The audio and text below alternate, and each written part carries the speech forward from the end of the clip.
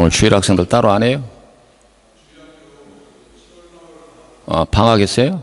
예, 방학도 있구나. 좋지요, 방학이.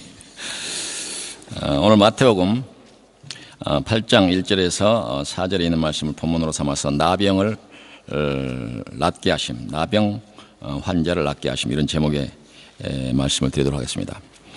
지난주까지 마태복음 5장부터 7장까지를 본문으로 삼아서 말씀을 드렸는데, 마태복음 5장부터 7장까지를 산상보훈 혹은 산상수훈 이렇게 제목을 붙여서 말을 합니다.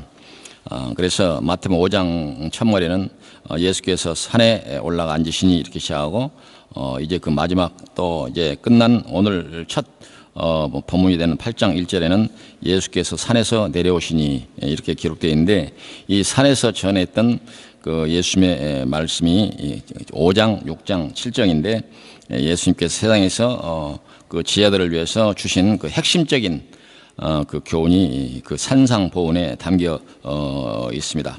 그리고 오늘부터 시작되는 이 8장, 9장 사이에는 예수님께서 보이신 여러 가지 기적, 이적, 이와 같은 것들이 소개되어 있는 것을 볼 수가 있습니다. 그리고 이제 이 기적의 장이 끝나게 되면 10장부터 제자들을 이제 어느 정도 훈련이 됐다 해서 파송을 하는 그런 모습이 보이고, 그때부터 유대인들이 그 예수님에 대한 집중적인 반대와 핍박이 일어나는 그런 내용으로 이제 마태복음이 전개되고 있는 것을 볼 수가 있습니다. 이 산상보훈을 제가 이제 가지고 설교를 시작할 때가 작년 11월 달인데, 따져보니까 한 6개월 동안 이 산상보훈 집중적인 이 교훈을 가지고, 본문을 가지고 여러분들에게 말씀을 전했습니다.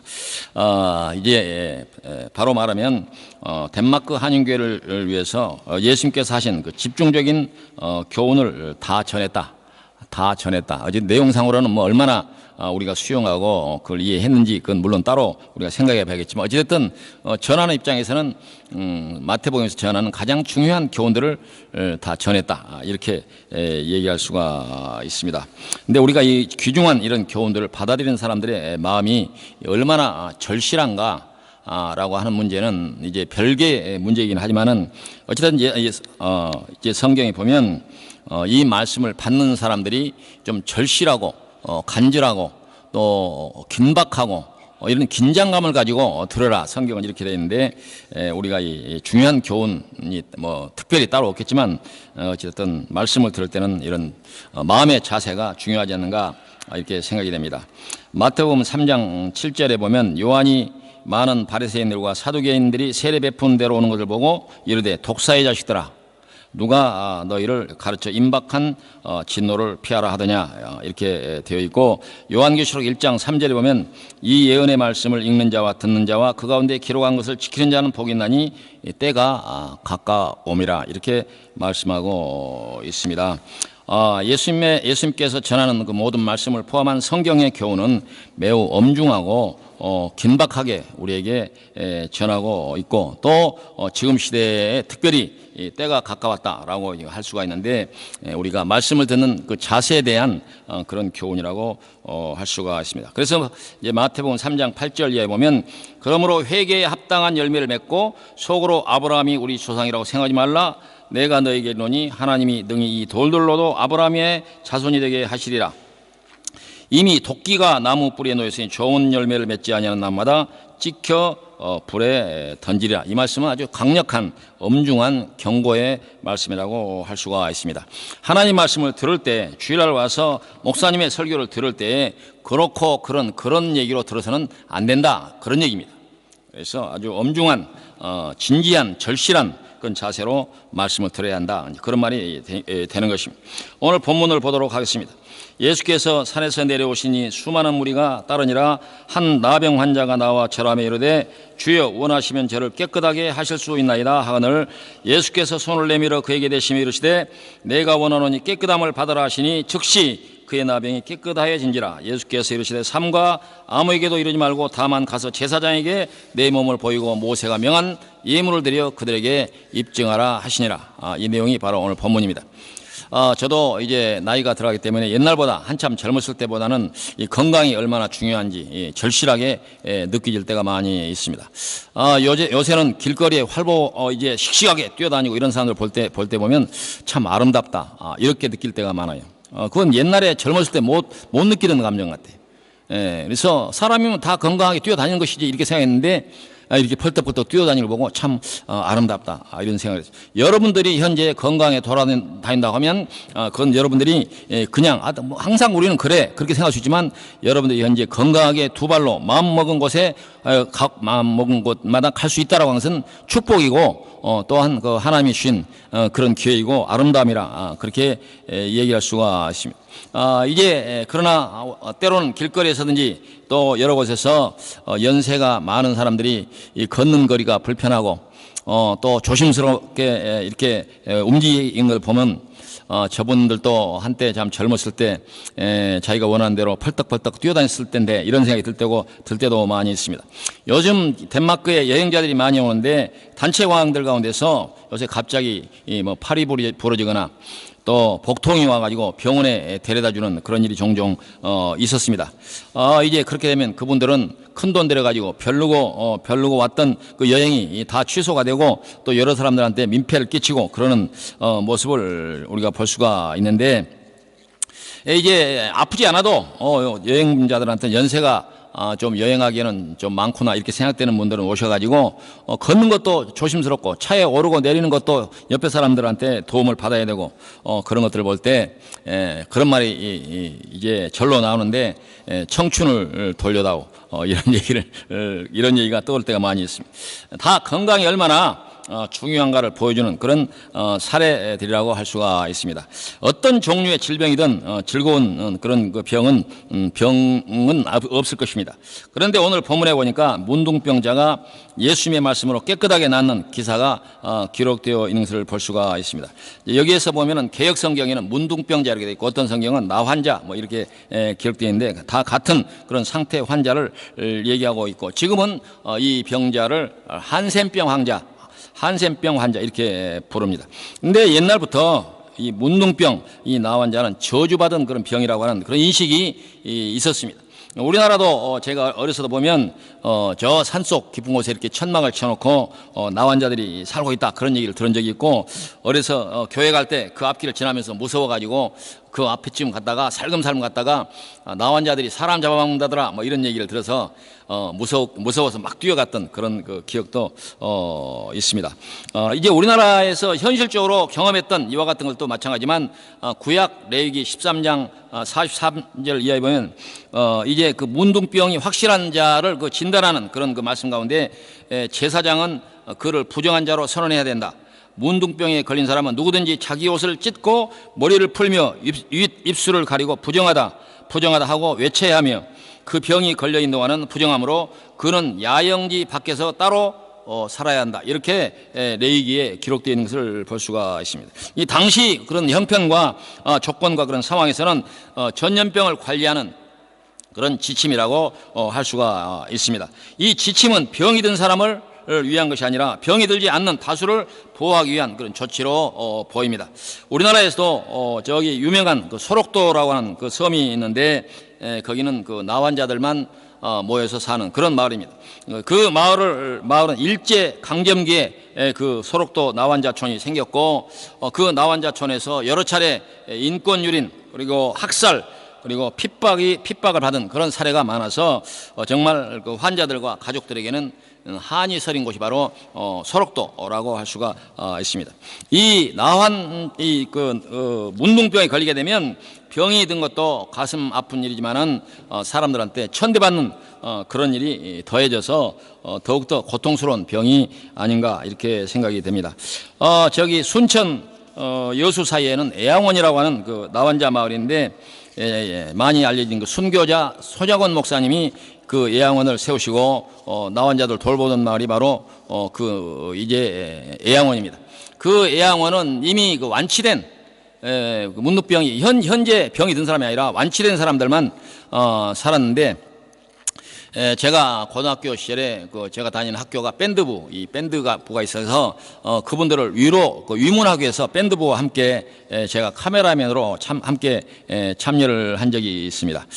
근데 우리가 이제 광당에 거기도 교회 안에다가 그분들을 모셔놓고 위문 공연을 하고 했더니 나중에 끝나고 그분들이 고맙다고 그 애양으로 전하는 모든 이제 재료로 식사를 우리한테 제공을 하는데 어린 마음에 얼른 이렇게 좀 손이 안 가고 어찌됐든 좀 그랬던 기억이 있습니다.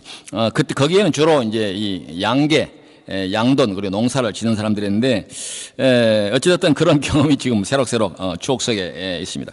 그때 애양원을 운영했던 손장환 목사님은 사랑의 원자탄이라고 소개된 아주 위대한 그런 이제 목사님이라고 할 수가 있는데 그분은 여순 반란 사건 때도 이제 자기 두 아들을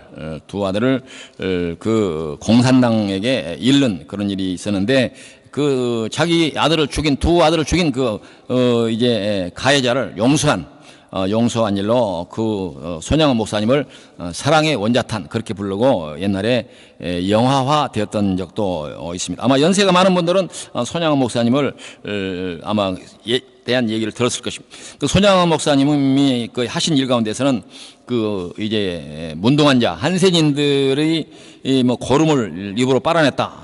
이제 그런 이야기가 전해지고 있는데 지금도 애양원에 가면 그 모습을 이렇게 그림으로 그린 그림이 거기에 걸려 있다. 그렇게 전해지고 있습니다. 어찌됐든 구약이나 현재 시대를 막론하고 나병 환자는 사회적으로 격리를 시켰기 때문에 또 병이 나았어도 원체 병이 나은 사람들이 심한 경우는 코가 없고 손가락이 다 이렇게 문드러져 가지고 손가락이 없는 사람들이 많이 있습니다. 저도 애양원에서 그런 모습들을 보는데 겉모습 볼 때 좀 아주 흉악한 그런 모습을 볼 수가 있는데 이 사람들은 병이 나아도 일반 사람들과 함께 살 수 없는 그런 천연과 같은 질병이 바로 나병, 바로 문둥병이라고 할 수가 있습니다. 근데 오늘 본문 2절에 보니까 한 나한 자가 나와 절하며 이르되 주여 원하시면 저를 깨끗하게 하실 수 있나이다 라고 이제 간청을 하는 모습을 볼 수가 있습니다. 이 간청이 얼마나 간절했겠습니까?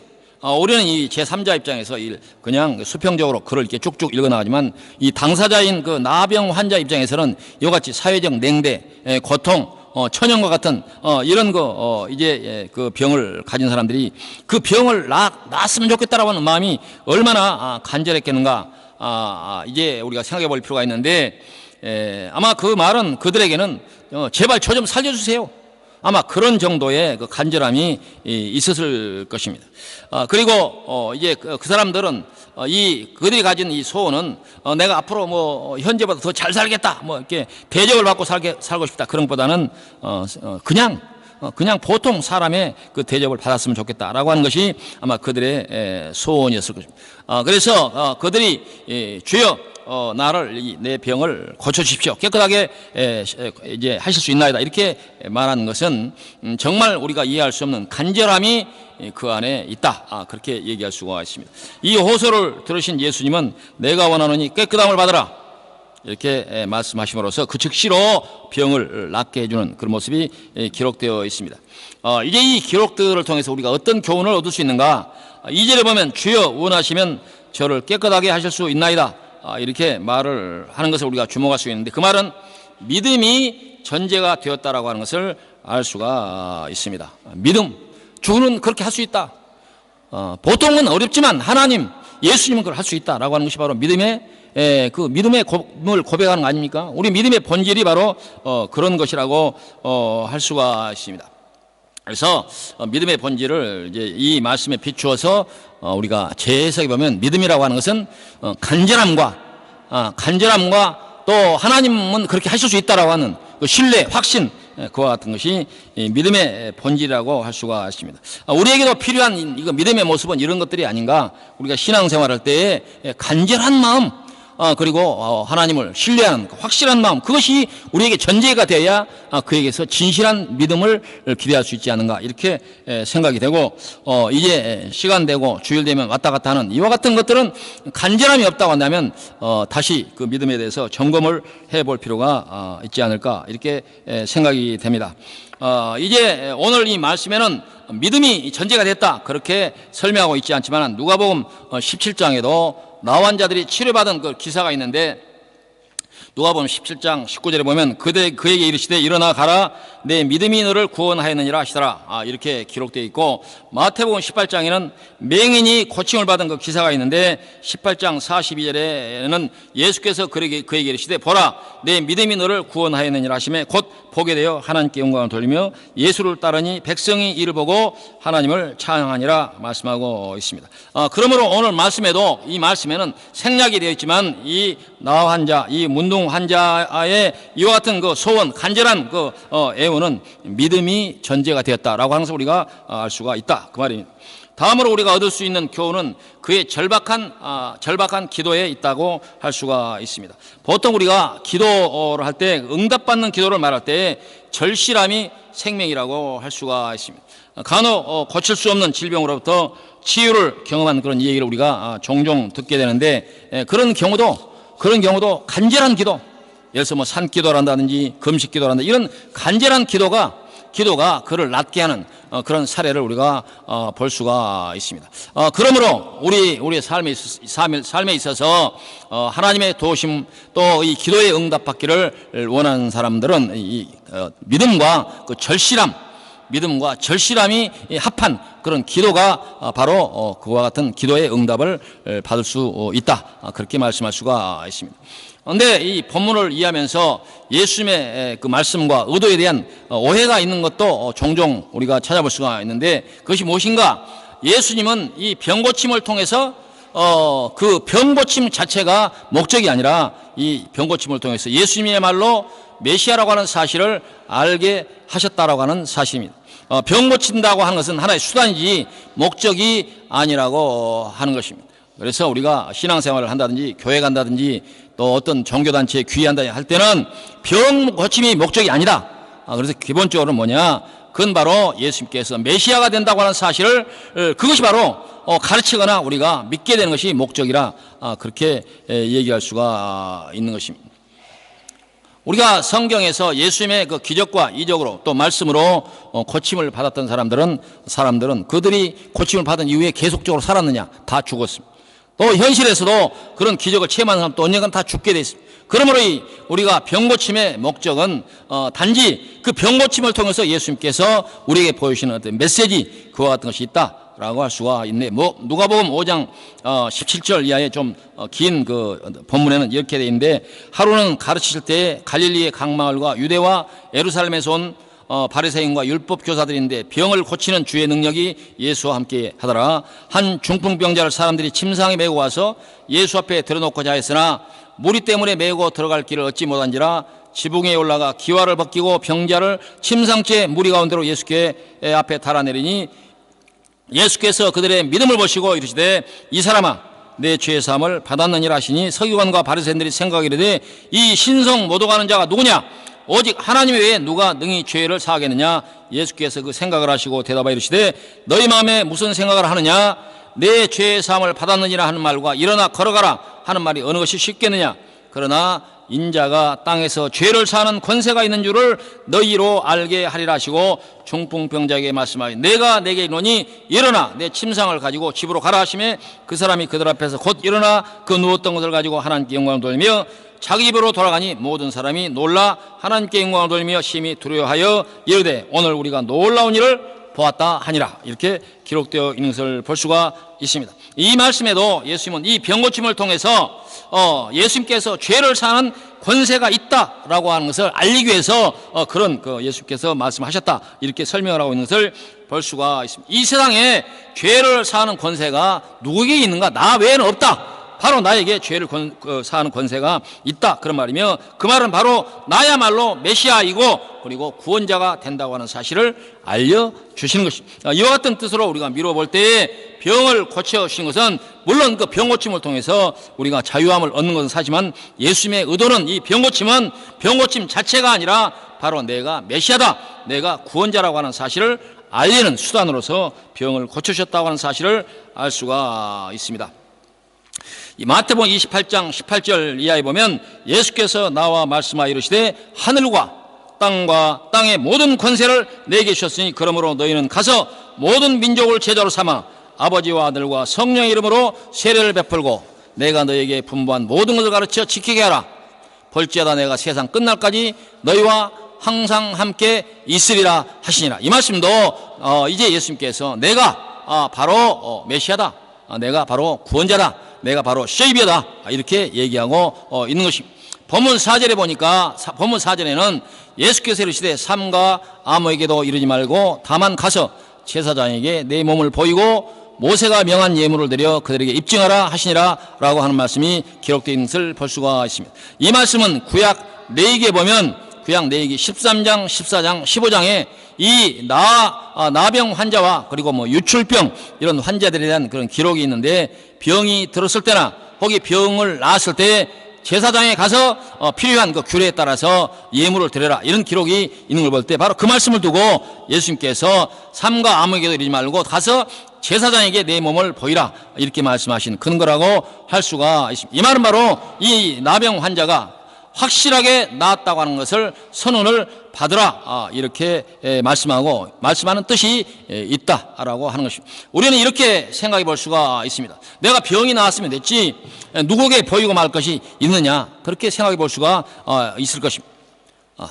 우리나라에 2년 전인가 메르스라고 하는 전염병이 돌아서 상당수 많은 사람들이 죽고 또 고통을 당하고 사회적으로 혼란스럽고 경제적으로 굉장히 어려움을 겪었던 일이 있었습니다. 당시 보건당국이 메르스가 발생한 그 병원들을 감추고 쉬쉬하는 바람에 오히려 큰 혼란이 있었고, 또 병이 들지 않아도 될 사람들이 병이 들었던 그런 일들이 있습니다.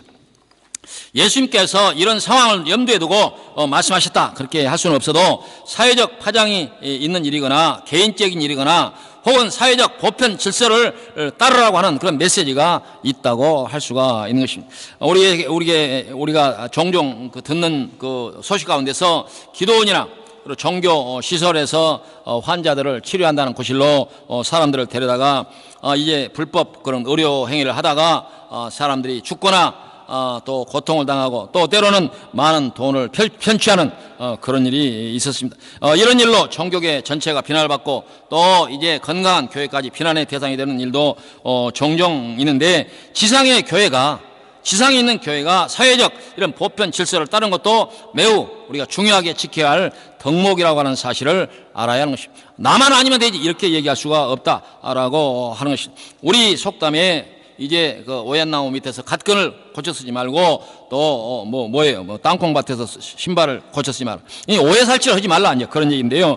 어찌됐든 우리가 이제 이와 같은 병을 낫게 된 일이란다든지 이 나 환자를 통해서 우리가 주시는 그 교훈은 우리가 병이 났으면 다가 아니냐, 그렇게 얘기할 수만은 없다. 그래서 우리가 사회적으로 지켜야 할 것은 지킬 필요가 있다라고 하는 것입니다.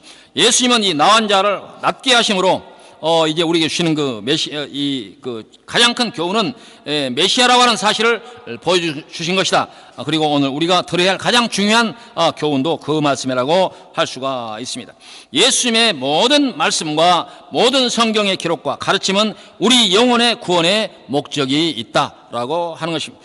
이런 뜻을 이제 바로 모든 자칫하면 예수님께서 병을 낫게 하고 또 이제 가난한 사람을 부자 만들게 하고 또 이제 원하는 사람들한테 출세를 시키고 이런 뜻으로 이제 복음이 전하는 현장에서 오해되거나 잘못 전해진 그런 경우가 있는데, 그래서는 안 된다라고 하는 것이죠. 이런 뜻을 잘 설명하고 있는 그 성경이 베드로전서 1장입니다. 여러분들이 함께 베드로전서 1장을 찾아서 함께 읽어보도록 하겠습니다.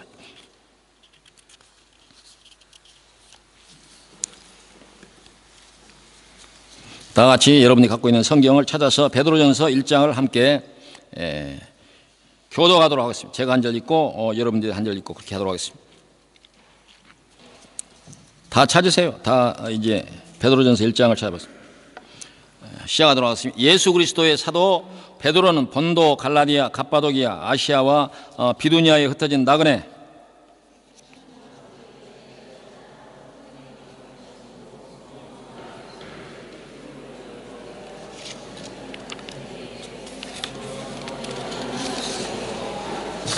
우리 주 예수 그리스도의 아버지 하나님을 찬송하려다 그의 많으신 긍휼대로 예수 그리스도를 죽은 자 가운데서 부활하게 하심으로 말미암아 우리를 거듭나게 하사 산 소망이 있게 하시며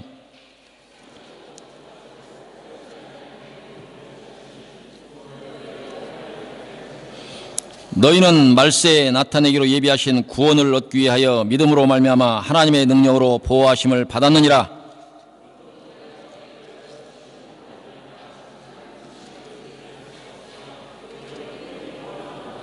너희 믿음의 확실함은 불로 연단하여도 없어질 금보다 더 귀하여 예수 그리스도께서 나타나실 때 칭찬과 영광과 존귀를 얻게 할 것이니라.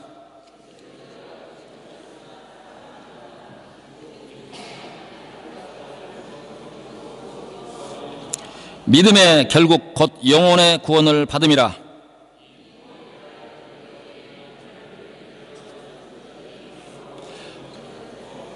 자기 속에 계신 그리스도의 영이 그 받으실 고난과 후에 받으실 영광을 미리 증언하여 누구를 또는 어떠한 때를 지시하는지 상고하니라.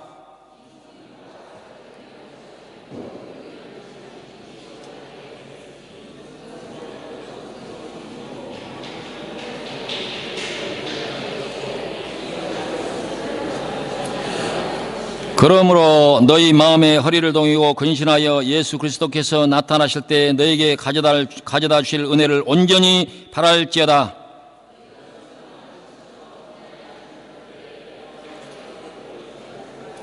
오직 너희를 부르신 거룩한 이처럼 너희도 모든 행실에 거룩한 자가 되라.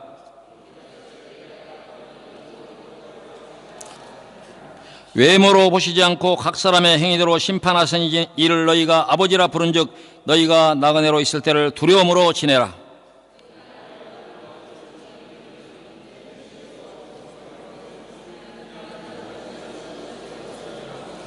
오직 흠없고 점없는 어린 양 같은 그리스도의 보배로운 피로 된 것이니라.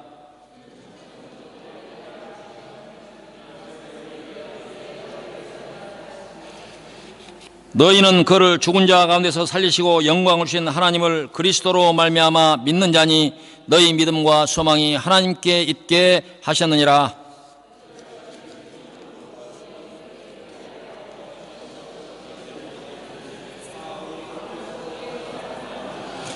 너희가 거듭난 것은 썩어질 씨로 된 것이 아니요 썩지 아니할 씨로 된 것이니 살아있고 항상 있는 하나님의 말씀으로 되었느니라.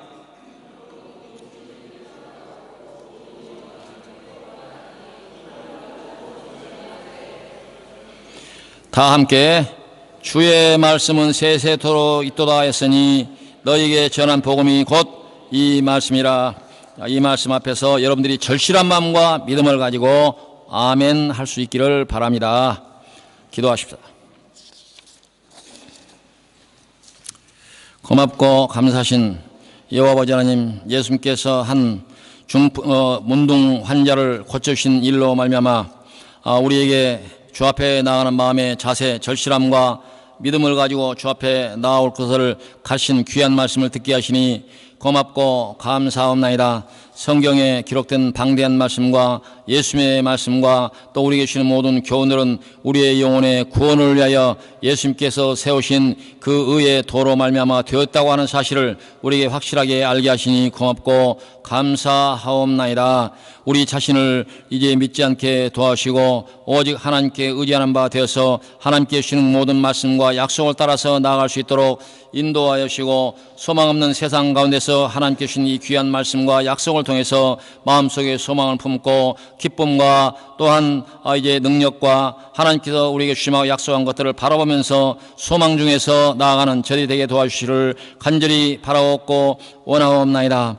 오늘 이 말씀으로 저희들에게 교훈하신 하나님, 우리가 이 세상 가운데서 이제 눈에 보이는 것들과 육체적 안녕과 또 세상에 보이는 것들로 말미암아서 만족할 것이 아니라 하나님께서 우리에게 주시고 약속한 영원한 나라, 영광의 그 나라를 바라보면서 나아가는 저희들이 될 수 있도록 인도하여 주시고 축복하여 주시옵소서. 감사를 돌렸고 예수님의 이름으로 기도하옵나이다. 아멘.